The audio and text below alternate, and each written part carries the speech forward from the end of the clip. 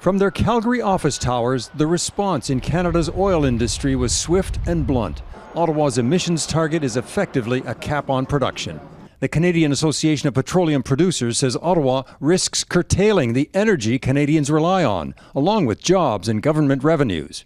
The Oil Sands Consortium Pathway Alliance states we still need a greater understanding of how the cap integrates with other policies to support our emission reduction investments. The Calgary Chamber of Commerce says it's an economic blow for Alberta and the country. We need investor certainty, and right now this cap as presented is anything but providing uncertainty to industry across the board. It is that uncertainty around so many new policies that worries the industry. A carbon tax, carbon capture and storage, proposed methane regulations, and now an emissions cap and trade regime. It's really complicated. We don't have draft regulations yet, and it's going to take some time.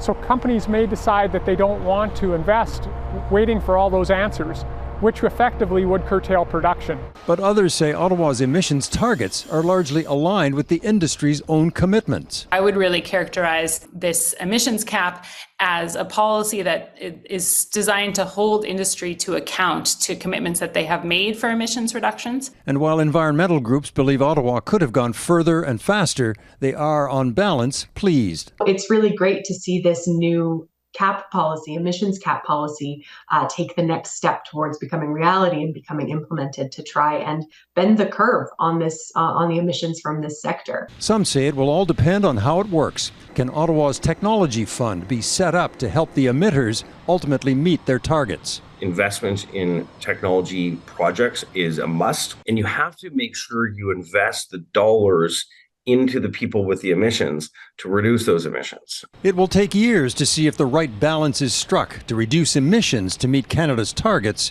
while maintaining an industry that is a linchpin in the Canadian economy. Eric Sorensen, Global News, Toronto.